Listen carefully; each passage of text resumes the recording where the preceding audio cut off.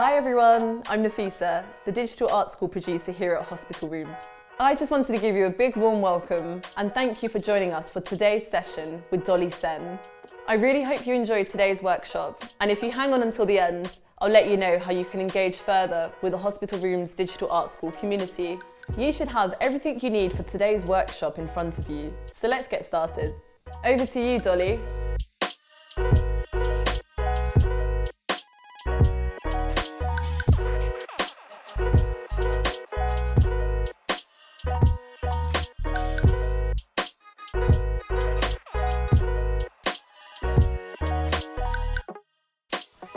Hello, my name is Dolly Sen and I'm an anti-disciplinary artist, and that basically means I think anything can be turned into art, and I make all sorts of different art, photography, painting, collage. If you give me a application form, I will turn it into a piece of art. So that's what I mean by anti-disciplinary art. There is no discipline, everything is fair game. And today I'm going to show you how to make an art scene using just a single piece of paper and some pens, I've got some dot stickers here, and some stuff I've cut out of newspapers. What is a zine? A zine is a self-made booklet, and it could be about anything that you have a passion about. If you've got ideas, if you've got politics, or you want to share your arts or your thoughts, it's a great way to do it.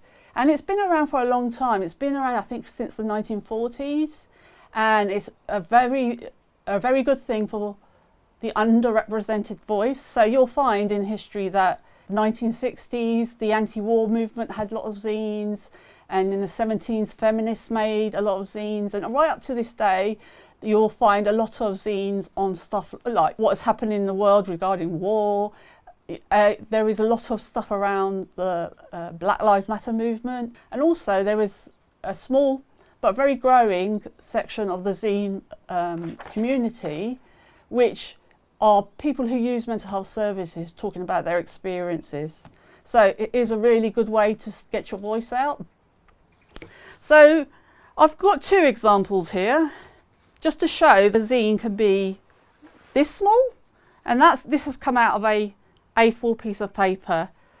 The difficulty with that is you can't really get much in, but it's a very good start. I mean, I just done some basic cartoons and stuff here. I mean, for example, I call myself an artist, but my drawings are terrible. I mean, I've got a dog in here that looks like a camel, but it doesn't matter. It's just, have fun doing it. And a very small recipe of how to make a very small cup of coffee about this big. Probably useless information, but I thought it was a good idea. Somebody might want to know that. This is the size we're going to make today, and this zine is called How to Make This Zine. I'll just give you a very quick look through it, and like I say, you can put whatever you want in it about what you think. It's your voice. If you want to sound sad, your sadness, your frustration, your joy, it's a great way to do that. You can use collage. A lot of zine artists use collage. Basically, this was out of one newspaper. Yeah, it's just a great way to create. We're also beginning to be doing some Jean de Buffet doodle drawings, and I have difficulty remembering to say her name correctly, and I do apologise, but Yay Oi Kusama's very beautiful work. I mean, she does many things, but I guess what she's most famous for is her polka dot art. So we'll be doing a bit of that. I had some of the text left over in the newspaper, so I've just done a very random statement. I am drawn to mysterious socks was what the paper wanted to tell me. And yeah, it's just a very simple thing to do, and literally you can do almost anything. You can keep it as simple or as elaborate as you want. Well, this next bit is probably the hardest bit, and it's the folding of the zine. Some people find it easy, but I am dyspraxic. It is a nightmare. So this might take a few takes, but basically you need a piece of paper. It could be A4, but this is A3. It's quite a thin piece of paper. which might mean any pen might run through to the other side. If that's the case, what I usually do is stick 2 pieces of this kind of paper together, glue them together so they're thick enough, which is actually what I've done with this one. So let's begin. You fold the piece of paper in half, like so, and then you fold it in half again, and then you fold it in half again.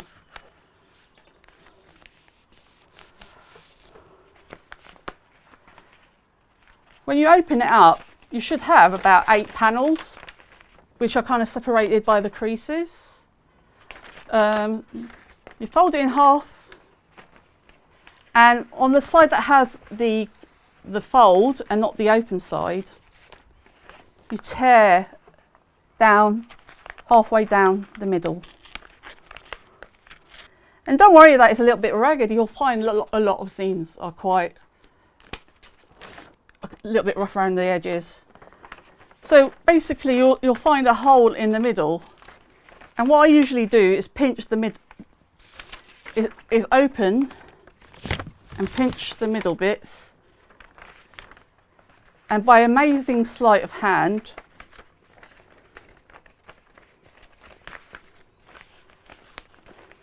you have a booklet. Yeah, I did it. What I forgot to show you in the zine I created is that it has 2 sides, this zine. So the side that has all this artwork, which is the bit people read, but they can open it up and you can make a poster. You could use drawings, you could use cartoons, you could paint even. So yeah, I've been a little bit cheeky and I've just put some words there saying some sort of poster, but it gives you the basic idea. If you've got any ideas, you could just, make your zine to your liking. But if you're a little bit short on ideas, here are a few suggestions. I'm going to just call this one, keep it simple, my art zine. I just like to give it a little bit of a border, just because I think it looks better with a border.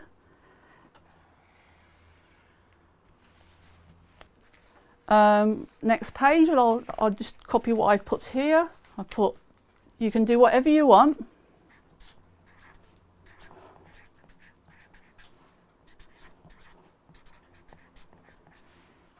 Just going to draw a little face. I'm sure that, your drawings will be better. There's kind of this misunderstanding that every artist knows how to draw, but that's not the case. What I think, some people like putting poetry into their zines, and I've just thought of a poem. It's called A Poem About Writer's Block. And that's all I'm going to do, because if you've got a writer's block, you don't have a poem. Just think about what you want to say, what today you want to say. I think the middle page, which is where the crease is a good place to do a collage, because you've got more room. I thought these northern lights was a nice image for the background, so I'm going to glue that on with some glue.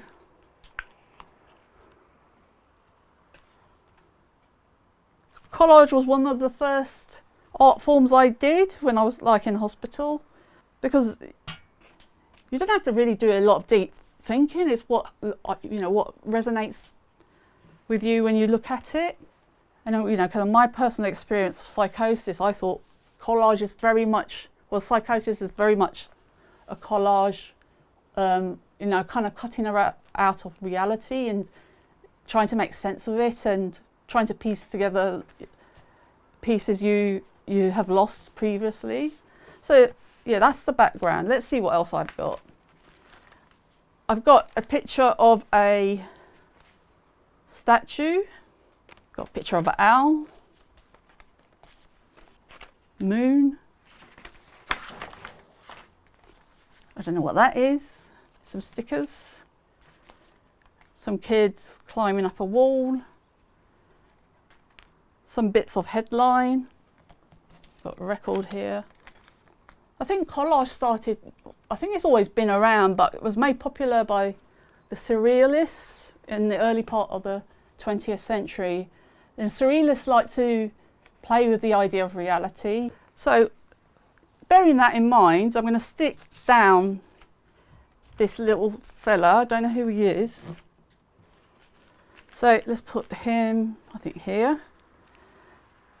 Taking on board what the surrealists thought about making things look different and dreamlike, I'm going to give him an owl's head, and I'm just hoping it doesn't look too scary. No, it doesn't, so that's all right.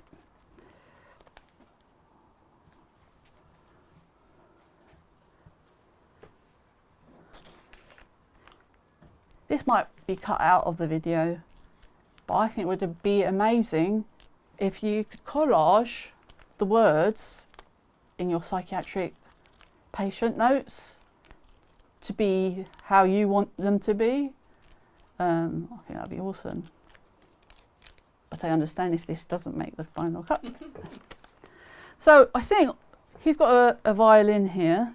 I think let's update his musical style a little bit by getting him to spin a record. I'm going to put it where his violin was, and yeah, let's make it well, actually I'm just going to tear the moon out.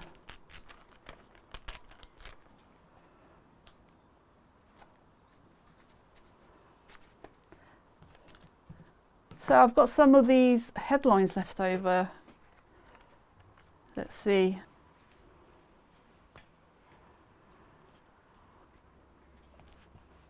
The other thing you can do is, if you've got a piece of paper, writing paper, you could write why you've made this piece of art and stick it down.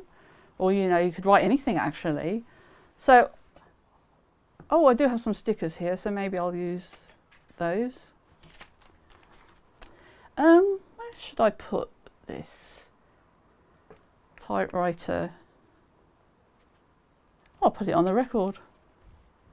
While you're creating a collage, or you might need a little bit of time to think about what you want to do, at any time you can pause this video and just either to take a break or just to work on something. Yeah, I won't feel offended. It's something for you to do, something for you to get something out of. There's no competition. It's very, you know, it's a personal thing. So if you want to pause it, it's fine. Do it. I think that's a good enough beginning. You know, I might add to it later on, but at the moment I think that's you know, Owly Macowley, the DJ, no sweat. On this page, I thought I'll do some work using just only 3 pens: a black pen, a red pen, and blue pen. And the reason I'm doing this, I know what I'll do. I'll show you an example. There's an artist, he's sadly passed away. His name's John de Buffet. He did all sorts of different works as an artist, but what he really got enjoyment out of was doing kind of doodling artwork. And basically he realised when he was on the phone, the happiest time he was making art was doodling, and then using only a very limited palette of colours to make this kind of art. So that's what I'm going to attempt to do. So that's John de Buffet. So I'll start with a black pen. Literally, you don't even need to think about it. You can have a conversation with somebody else and go, "Oh, right, yeah, you know, what's for lunch? Macaroni and cheese." Again, you know, you don't even need to think about it. It's just let your hands doodle. Sometimes in art we worry about what we're doing. Here you just do it. And what Jean de Buffet used to do was choose some blocks of doodles and use just block colour, and others he used lines, so that's what I'm going to do. So I'm going to start off with a red, I think, red being my favourite colour. Yeah, I know people have different feelings about colouring in. Some people love it, some people hate it, some people are scared they'll cross the line. Doesn't matter.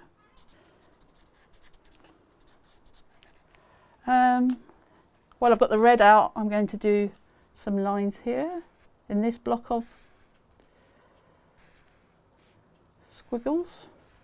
Yeah, Jean de Buffet thought that anyone could be an artist, and he was interested in people who weren't part of the kind of elitist group of artists. So, and he found, you know, all sorts of different people, like, you know, people in prison who made art to kind of save their mental health, or, you know, give them something to do. Let's choose a blue. I think another block of colour. Let's choose this one.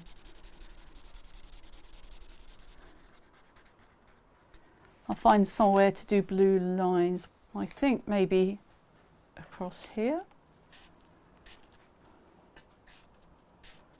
I mean, you can choose any artist to copy when you're making a zine, an art zine. Right, let's use some of the black.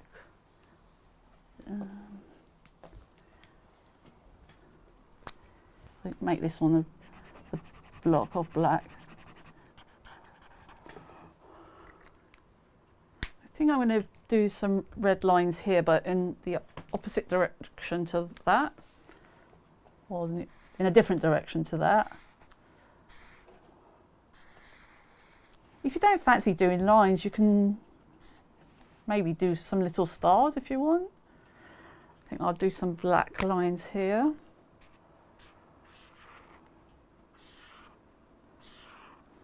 Yes, some blue lines here. Some black lines here.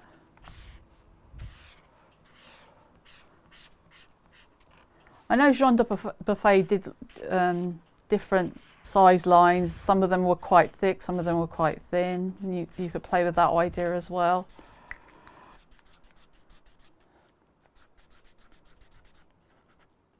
This one I'm just going to make all black. Going upwards.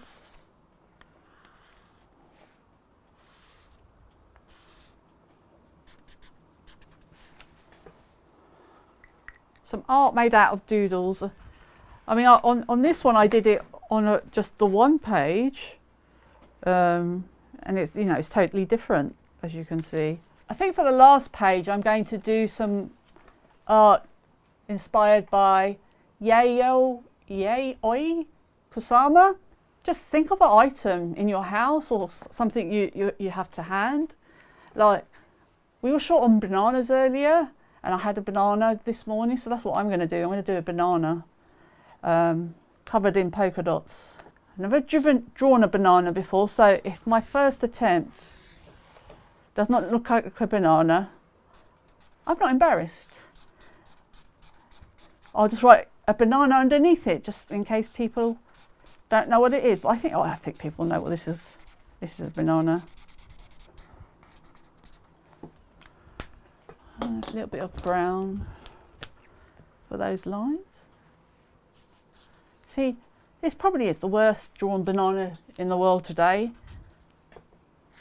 But hey, I've enjoyed making it. See, yeah, the world's worst banana, and I'm happy about it.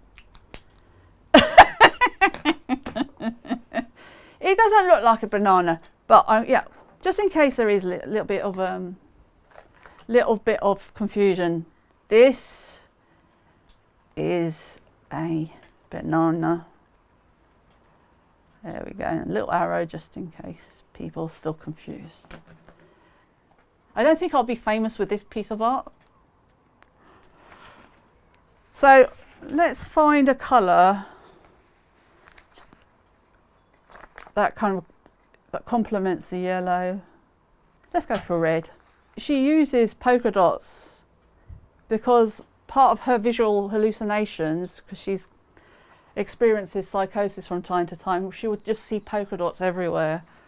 So you're kind of sharing her experience with other, the world that doesn't see what she sees. So you don't have to just cover the banana, you could cover the whole page actually. Let's do that. If I had the time and enough dots, I'll probably cover the banana so you can only see a tiny bit of it. Hospital Rooms Digital Art School has a place where you can upload your own art, which I'll check out from time to time to see if anyone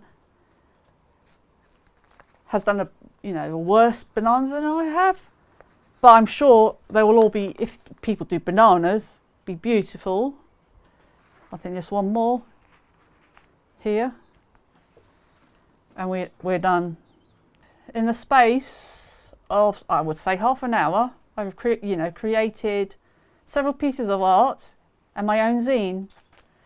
So I've done a collage, I've done a doodle, I've done, let's not talk about the banana, but I would love to see what you guys do, and I hope you have great fun doing it. And it took half an hour to do this, and you could create something in about the same time, and it won't be like anything else in the world because it will come from you, and that's really exciting.